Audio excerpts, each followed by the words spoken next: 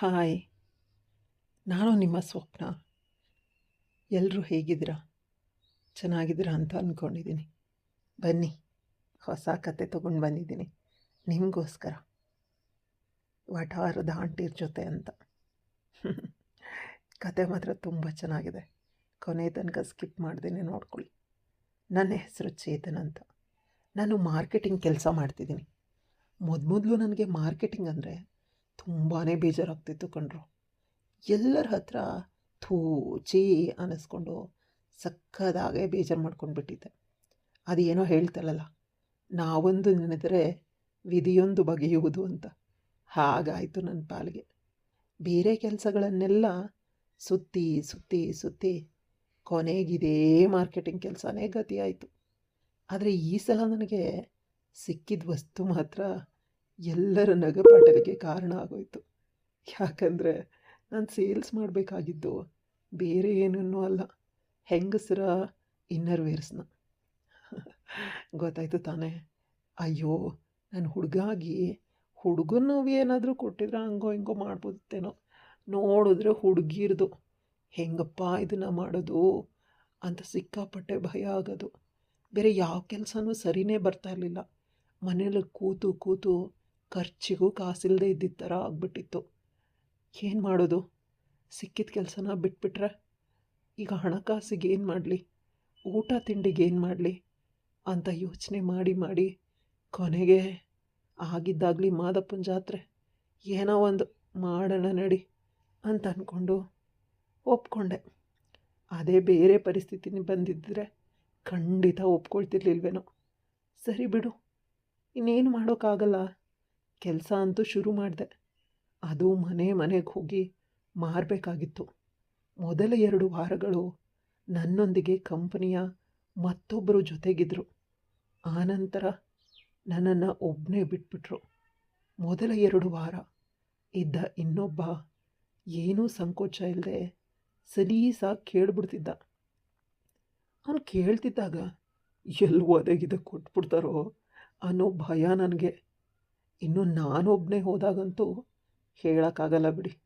ಹಾಗೋ ಹೀಗೋ 2-3 ವಾರ ಮನೆಗೆ ತಿರುಗಿದ ಮೇಲೆ ಹಾಗೋ ಹಿಂಗೋ ಅಡ್ಜಸ್ಟ್ ಆದೆ. ಆದರೆ ಸೇಲ್ ಆಗಿದ್ದು ಮಾತ್ರ ವಾರಕ್ಕೊಂದೇ ಒಂದು. ಹೀಗೆ ಹೆಂಗಸರಿಗೆ ಅವರು ಒಳಗಡೆ ಹಾಕ್ಕೊಳ್ಳೋ ಬಟ್ಟೆಗಳನ್ನು ಮಾರೋ ಕೆಲಸ ಹಾಗೋ ಹಿಂಗೋ ಶುರು ಆಯಿತು. ಹೋಗ್ತಾ ಹೋಗ್ತಾ ನನ್ನಲ್ಲಿದ್ದಿದ್ದ ಭಯ ಸಂಕೋಚಗಳೆಲ್ಲ ದೂರ ಆಗೋದು. ಅದ್ರ ಜೊತೆಗೆ ನಾನು ಭೇಟಿ ಮಾಡ್ತಾ ಇದ್ದಿದ್ದು ಪ್ರತಿ ಹೆಂಗಸರಿನ ಆಕಾರ ವಿಕಾರಗಳ ಬಗ್ಗೆ ಆಲೋಚನೆಗಳು ಶುರುವಾಗ್ತಾ ಇದ್ವು. ಕೆಲವರನ್ನು ನೋಡಿ ನಗು ಬಂದರೆ ಇನ್ನೂ ಕೆಲವರನ್ನು ನೋಡಿ ಜೊಲ್ ಸುರಿತಿತ್ತು. ರಾತ್ರಿಯೆಲ್ಲ ನಿದ್ದೆ ಬರ್ತಿರ್ಲಿಲ್ಲ. ಬರೀ ಆಂಟಿಗಳದೇ ಯೋಚನೆ. ನಾನಿರೋದು ಬೆಂಗಳೂರಿನ KR ಪುರಂ ಹತ್ರ. ನಾನಿರೋದು ಒಂದು ಚಿಕ್ಕ ಬಾಡಿಗೆ ಮನೆಯಲ್ಲಿ. ಅದು ಕೂಡ ಒಂದು ವಠಾರ. ನನ್ನ ಜೊತೆನೇ ನನ್ನ ಒಬ್ಬ ಸ್ನೇಹಿತ ಕೂಡ ಇರ್ತಾನೆ. ಅವನದು ಒಂದು ಫ್ಯಾಕ್ಟ್ರಿನಲ್ಲಿ ಕೆಲಸ. ಅವನು ಬೆಳಗ್ಗೆ ಹೋದರೆ ಬರೋದೇ ರಾತ್ರಿಗೆ. ಸೊ ಇದು ನಮ್ಮ ಬ್ಯಾಚುಲರ್ ಲೈಫ್. ವಠಾರದಲ್ಲಿ ನಾವು ಬೇರೆಯವ್ರ ಜೊತೆ ಆಡಲೇಬೇಕಾಗತ್ತೆ. ಕಾರಣ ಇಷ್ಟೆ, ನೀರು. ಹೌದು, ನೀರಿನ ವಿಷಯದಲ್ಲಿ ನಾವು ಅಕ್ಕಪಕ್ಕದ ಮನೆಯವ್ರ ಜೊತೆಗೆ ಮಾತಾಡಲೇಬೇಕು. ಹಾಗೆ ಅಕ್ಕಪಕ್ಕದ ಮನೆಯವರ ಪರಿಚಯನೂ ಮಾಡ್ಕೋಬೇಕು. ಹೀಗೆ ಒಂದಿನ ನಾನು ನೀರು ಹಿಡಿಯೋದಕ್ಕೆ ಹೋದಾಗ ಪಕ್ಕದ ಮನೆ ಸುಜಾತ ಆಂಟಿ ಕೂಡ ಬಂದರು. ನೀರು ಹಿಡಿಯುವಾಗ ಅದು ಇದು ಅಂತ ಮಾತಾಡಿದ್ವು. ನಾನು ನೀರು ತುಂಬ್ಕೊಂಡು ಹೋಗುವಾಗ ಸುಜಾತ ಆಂಟಿ ಕೇಳಿದ್ರು, ಚೇತನ್, ಕೆಲ್ಸಕ್ಕೆ ಹೋಗುವಾಗ ಮನೆಗೆ ಒಂದು ಸಲ ಬಂದು ಹೋಗೋ ಅಂತ. ನಾನು ಜಾಸ್ತಿ ತಲೆ ಕೆಡಿಸ್ಕೊಳ್ದೆ ಸರಿ ಆಂಟಿ ಅಂತ ಹೋದೆ. ನಾನು ರೆಡಿಯಾಗಿ ಕೆಲಸಕ್ಕೆ ಅಂತ ಹೊರಟಾಗ ಸುಜಾತ ಆಂಟಿ ಮನೆಗೆ ಹೋದೆ. ಆಂಟಿ ಅಡುಗೆ ಮನೆಯಲ್ಲಿ ಕೆಲಸ ಮಾಡ್ತಿದ್ರು. ಮನೆಯಲ್ಲಿ ಬೇರೆ ಯಾರೂ ಇಲ್ಲ ಅನ್ನೋದು ಗೊತ್ತಾಯಿತು. ನಾನು ಬಂದಿದ್ದನ್ನು ನೋಡಿ ಕಾಫಿ ಮಾಡಿಕೊಟ್ರು. ನಾನು ಏನು ಆಂಟಿ ಬರೋದಕ್ಕೆ ಹೇಳಿದ್ದು ಅಂತ ಕೇಳಿದೆ. ಅದಕ್ಕೆ ಸುಜಾತ ಆಂಟಿ, ಏನಿಲ್ಲ ಚೇತನ್, ಬರೋ ವಾರ ಒಂದು ಸಮಾರಂಭಕ್ಕೆ ಹೋಗಬೇಕು, ಅದಕ್ಕೆ ಸ್ವಲ್ಪ ಶಾಪಿಂಗ್ ಮಾಡಬೇಕು ಅಂದರು. ನಾನದಕ್ಕೆ ನಾನೇನು ಮಾಡಬೇಕು ಆಂಟಿ, ನನ್ನನ್ನು ಯಾಕೆ ಕರಿತಾ ಇದ್ದೀರಾ ಅಂದೆ. ಅದಕ್ಕೆ ನಗಾಡಿದ ಸುಜಾತ ಆಂಟಿ, ಶಾಪಿಂಗ್ ಮಾಡೋದು ನಿನ್ನ ಹತ್ರನೇ ತಾನೇ ಅಂದರು. ಆಗ ನನ್ನ ಅರಿವಿಗೆ ಬಂತು ಅವ್ರಿಗೆ ಬೇಕಾಗಿರೋದು ಏನು ಅಂತ. ಓ ಆಗ ಅದಕ್ಕೇನಂತೆ, ಕೇಳಿ ಆಂಟಿ ಏನು ಬೇಕು ಅಂತಂದೆ. ಅದಕ್ಕೆ ಸುಜಾತ ಆಂಟಿ ಯಾಕೋ ನಾಚ್ಕೊಳ್ತಾ ಇದ್ರು. ನಾಚಿಕೆ ಯಾಕೆ ಅಂತ ನನಗೆ ಅರ್ಥನೂ ಆಯಿತು. ನಾನು ನನ್ನ ಬ್ಯಾಗ್ನಲ್ಲಿದ್ದ ಎಲ್ಲ ಬಟ್ಟೆಗಳನ್ನು ತೆಗೆದು ತೋರಿಸ್ದೆ. ಅವರದನ್ನು ನೋಡಿ ಆಸೆ ಆದರೂ ಇನ್ನೂ ಸಂಕೋಚದಲ್ಲೇ ನಿಂತಿದ್ರು. ಅಷ್ಟರಲ್ಲಿ ಪಕ್ಕದ ಮನೆ ಮೀನಾ ಆಂಟಿ ಬಂದರು. ಮೀನಾ ಆಂಟಿ ಬಂದು, ಏನು ಚೇತನ್ ಇವತ್ತು ರಜಾನಾ ಅಂತ ಕೇಳಿದ್ರು. ನಾನು ಇಲ್ಲ ಆಂಟಿ, ನಾನು ಕೆಲಸದಲ್ಲೇ ಇದ್ದೀನಿ ಅಂತ ನನ್ನ ಕೈಯಲ್ಲಿದ್ದೆ ಬಟ್ಟೆ ಪೀಸ್ಗಳನ್ನು ತೋರಿಸ್ದೆ. ಮೀನಾ ಆಂಟಿ ಅದನ್ನೆಲ್ಲ ಕೈಗೆ ತಗೊಂಡು, ಚೆನ್ನಾಗಿದೆ ಕಣೋ, ಏನು ಸುಜಾತ ನೀನು ತಗೋತಾ ಇದೆಯಾ ಅಂತ ಕೇಳಿದ್ರು. ಅದಕ್ಕೆ ಸುಜಾತ ಆಂಟಿ ಹೌದು ಅಂದರು. ಹಾಗೇಳಿ ಸುಜಾತ ಆಂಟಿ ಮೀನಾ ಆಂಟಿನ ಕರ್ಕೊಂಡು ಅಡುಗೆ ಮನೆಗೆ ಹೋದರು. 2 ನಿಮಿಷದ ನಂತರ ಇಬ್ಬರು ಆಚೆ ಬಂದರು. ಆಚೆ ಬಂದಿದ್ದ ಮೀನಾ ಆಂಟಿ ಸುಜಾತ ಆಂಟಿನ ನೋಡಿ ನಗ್ತಾ, ಚೇತನ್ ನಿನಗೆ ಅರ್ಜೆಂಟೇನೂ ಇಲ್ಲ ತಾನೇ, ಲೇಟ್ ಆಗುತ್ತಾ ಹೇಗೆ ಅಂತ ಕೇಳಿದ್ರು. ಅದಕ್ಕೆ ನಾನು ಹಾಗೇನೂ ಇಲ್ಲ ಆಂಟಿ, ಯಾಕೆ ಏನಾಯಿತು ಅಂದೆ. ಅದಕ್ಕೆ ಮೀನಾ ಮತ್ತೆ ನಗಾಡ್ತಾ, ಸುಜಾತಂಗೆ ನಾಚಿಕೆ ಆಗ್ತಿದೆಯಂತೆ ನಿನ್ನ ಮುಂದೆ, ಅದಕ್ಕೆ ನಾವಿಬ್ಬರು ಚೆಕ್ ಮಾಡಿಕೊಂಡು ನಿನ್ನ ರೂಮಿಗೆ ತರ್ತೀವಿ ಅಂತಂದರು. ಅವ್ರ ಪರಿಸ್ಥಿತಿ ನಾನು ಅರ್ಥ ಮಾಡಿಕೊಂಡು, ಸರಿ ಆಯಿತು ಅದಕ್ಕೇನಂತೆ, ಆದರೆ ಯಾವ ಸೈಜ್ ಬೇಕು, ಯಾವ್ದು ಕೊಡಲಿ ಅಂತ ಅಂದೆ. ಅದಕ್ಕೆ ಸುಜಾತ ನಾಚ್ಕೊಳ್ತಾ 34 ಅಂದರು. ನಾನು ಮೇಲ್ಗಡೆದು ಮಾತ್ರನ ಕೆಳಗಡೆದು ಬೇಕಾ ಅಂತ ಕೇಳಿದೆ. ಆಗ ಮೀನಾ ಆಂಟಿ, ಅಯ್ಯೋಯ್ಯೋ ಚೇತನ್ ಎಲ್ಲನೂ ಕೊಡಪ್ಪ, ವಾಪಸ್ ತಂದು ಕೊಡ್ತೀವಿ ಅಂದರು. ಸರಿ ಅಂತ ಅವ್ರಿಗೆ 2 ಕೊಟ್ಟು ಮತ್ತೆ ನನ್ನ ರೂಮಿಗೆ ಬಂದೆ. ನನ್ನ ರೂಮಲ್ಲಿ ಟಿ ವಿ ನೋಡ್ತಾ ಕೂತಿದ್ದೆ. ಸುಮಾರು ಒಂದು ಅರ್ಧ ಗಂಟೆ ನಂತರ ಮೀನಾ ಆಂಟಿ ಬಂದರು. ಮೀನಾ ಆಂಟಿ ನನ್ನ ಹತ್ರ ಬಂದು ನಾನು ಕೊಟ್ಟ ಬಟ್ಟೆಗಳನ್ನು ವಾಪಸ್ ಮಾಡಿ ಅದರಲ್ಲಿ 2 ಮೇಲ್ನವು, 1 ಕೆಳಗನವು ತೋರಿಸಿ, ಸುಜಾತ ಇದನ್ನು ತಗೊಳ್ತಿದ್ದಾಳೆ, ಇದಕ್ಕೆ ಎಷ್ಟು ಅಂತ ಕೇಳಿದ್ರು ಅಂತಂದ್ಲು. ಅದಕ್ಕೆ ನಾನು ಒಂದು ರೇಟ್ ಹೇಳಿದೆ.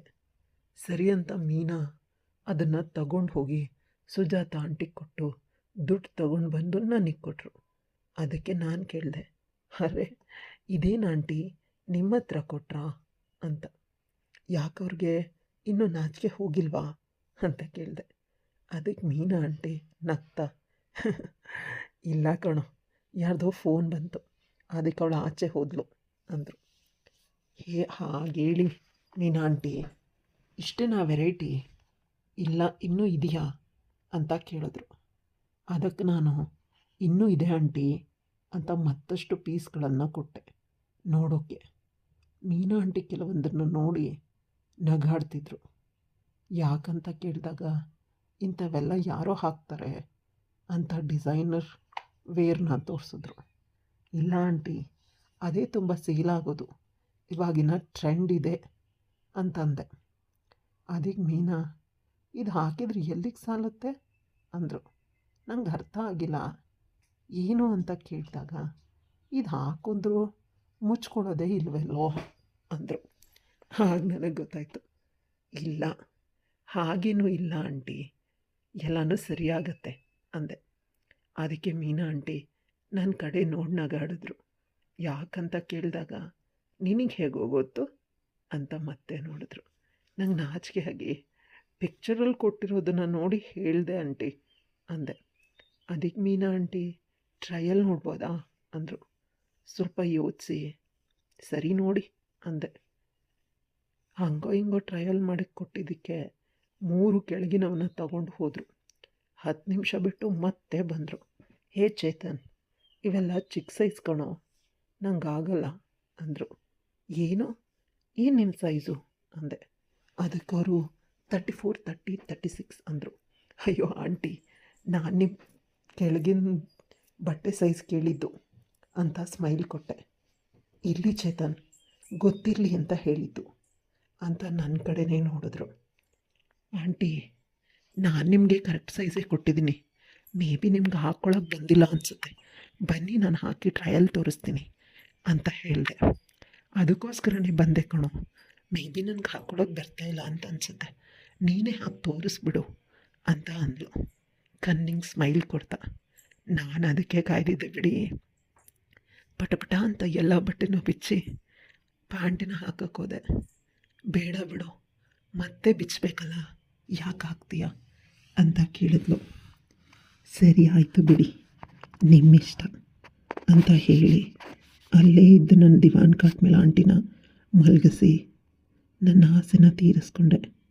ಆಂಟಿ ಕೂಡ ಅದಕ್ಕೆ ಕಾಯ್ದಿದ್ದವಳಂತೆ ಅವಳ ಆಸೆನ ತೀರಿಸ್ಕೊಂಡ್ಳು. ಇದೇ ರೀತಿ ಬೆಳಗ್ಗೆ ನಮ್ಮ ರೂಮ್ಮೇಟು ಕೆಲ್ಸಕ್ಕೆ ಹೋದ್ಮೇಲೆ ಮೀನಾ ಆಂಟಿ ನನ್ನ ರೂಮಿಗೆ ಬರ್ತಿದ್ಲು. ನಾವಿಬ್ಬರು ಖುಷಿಯಾಗಿ ಸ್ವರ್ಗದ ಬಾಗಿಲು ತಟ್ಟಿ ವಾಪಸ್ ಬರ್ತಿದ್ವಿ. ಹೀಗೆ ಸ್ವಲ್ಪ ದಿನ ಕಳೀತು.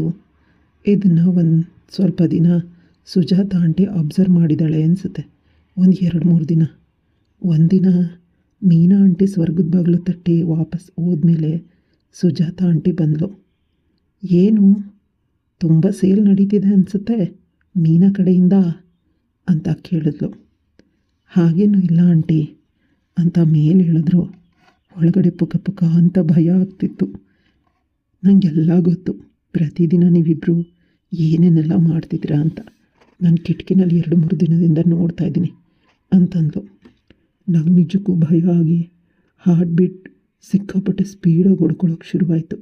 ಸೀದಾ ಹೋಗಿ ಆಂಟಿ ಹತ್ರ ಕಾಲಿಟ್ಕೊಂಡು, ಆಂಟಿ ಪ್ಲೀಸ್ ಯಾರಿಗೂ ಹೇಳಿಬಿಡಿ ಆಂಟಿ, ಏನೋ ತಪ್ಪಾಗೋಯ್ತು, ವಯಸ್ಸು, ಕಾಲು ಜಾರಿಬಿಟ್ಟೆ ಅಂತಂದೆ. ಸರಿ, ನಾನು ಹೇಳಬಾರ್ದು ಅಂದರೆ ನನಗೇನು ಸಿಗುತ್ತೆ ಅಂತ ಕೇಳಿದ್ಲು. ಏನು ಬೇಕೋ ಕೇಳಿ ಆಂಟಿ, ನನ್ನ ಕೈಲಾಗೋದನ್ನ ಎಲ್ಲನೂ ಕೊಡ್ತೀನಿ ಅಂತ ಹೇಳಿದೆ. ಮೀನಾ ಆಂಟಿಗೆ ಏನು ಕೊಡ್ತಾಯಿದ್ಯೋ ನನಗೂ ಅದೇ ಬೇಕು ಅಂತ ಕೇಳಿದ್ಲು. ಒಂದು ಕ್ಷಣ ಶಾಕ್ ಆದರೂ ಕೂಡ ಆಮೇಲೆ ಖುಷಿಯಾಯಿತು. ಮನಸ್ಸಲ್ಲೇ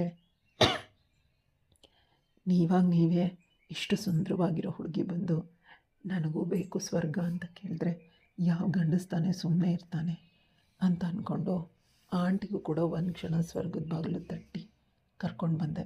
ಅಬ್ಬಬ್ಬಾ, ಈ ಮೀನಾ ಯಾಕೆ ದಿನ ಬರ್ತಾಳೆ ಅಂತ ಯೋಚನೆ ಮಾಡ್ತಿದ್ದೆ, ಇವತ್ತು ಅರ್ಥ ಆಯಿತು ಕಣೋ, ನಿನ್ನಂಥ ಗಂಡಸನ್ನ ನನ್ನ ಜೀವಮಾನದಲ್ಲೇ ನೋಡಿಲ್ಲ. ಅದಕ್ಕೆ ಮತ್ತು ಮೀನಾ ನಾಯಿ ಮರಿ ಥರ ನಿಂದೆ ಬಾಲ ಅಳ್ಳಾಡಿಸ್ಕೊಂಡು ಬರ್ತಾ ಇರೋದು.